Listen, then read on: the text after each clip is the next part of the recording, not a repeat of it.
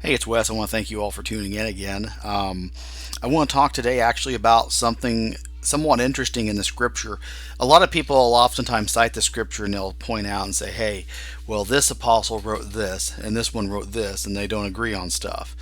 And the thing is, what they fail to realize is that whenever you make a judgment call like that, the biggest weakness of even saying such a thing is that if you were to get five people in a room and have them all describe a car sitting in a parking lot, most of them are not going to be able to describe the exact same thing. So it's just an argument, something that people like to throw out there, but it's really kind of nonsense.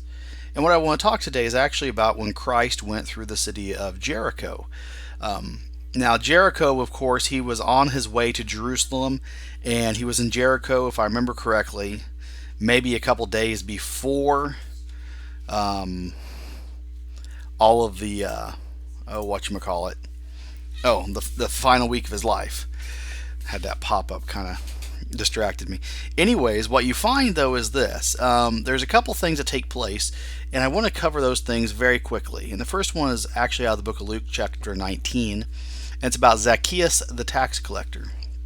And it says, Jesus entered Jericho and was passing through. A man was there by the name of Zacchaeus. He was a chief tax collector and was wealthy. He wanted to see who Jesus was, but because he was short, he could not see over the crowd. So he ran ahead and climbed a sycamore fig tree to see him, since Jesus was on that way.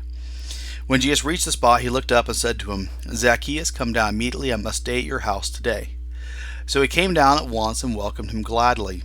All the people saw this and began to mutter, he has gone to be the guest of a sinner. But Zacchaeus stood up and said to the Lord, Look, Lord, here and now I give half my possessions to the poor, and if I have cheated anybody out of anything, I will pay back 4 times the amount.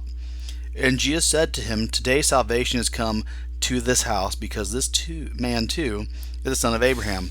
For the Son of Man came to seek and to save the lost. You'll notice it doesn't say the elect, it says the lost.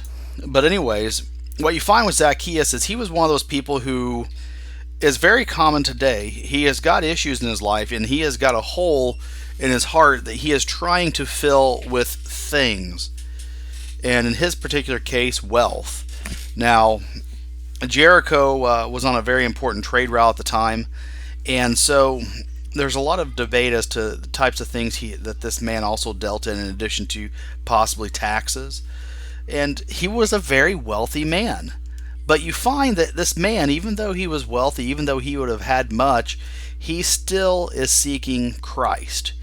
And that tells us a lot, because the truth is, a lot of people have a hole in their heart, and you can't jam things into that hole. It's only Christ that fills that hole. Now, the other story out of the city of Jericho is actually out of the book of Mark, chapter 10, and Blind Bartimaeus. It says, Then they came to Jericho, as Jesus and the disciples together with a large crowd were leaving the city. A blind man, Bartimaeus, which means son of Timaeus, was sitting by the roadside begging. When he heard that it was Jesus of Nazareth, he began to shout, Jesus, son of David, have mercy on me. Many rebuked him, told him, Be quiet, but he shouted all the more, Son of David, have mercy on me. Jesus stopped and said, Call him. So they called to the blind man, Cheer up, on your feet, he's calling you. Throwing his cloak aside, he jumped to his feet and came to Jesus. So this is a blind man. His cloak is literally everything he owns. In that time period, he would have laid that cloak out and people would have thrown coins into it for offerings as a tithe, in a sense, to try to help this man out. And he says, What do you want from me? Jesus asked him. And the blind man said, Rabbi, I want to see. Go, said Jesus, your faith has healed you. Immediately he received his sight and followed Jesus along the road.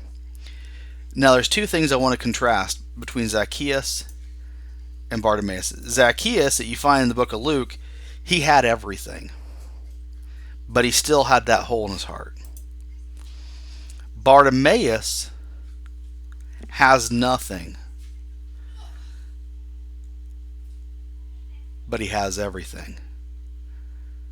Because in verse 52, Go, said Jesus, your faith has healed you. Zacchaeus had nothing. Bartimaeus had everything. He may have been blind, he may have been a beggar, but he had everything that he needed. And it just so happened that he was fortunate to be able to have met Christ. I guess you could say the right place at the right time. Perhaps maybe it was predestined that Christ would have met him in such a place. But either way, both were blessed by their encounter with Christ. Both came to know God.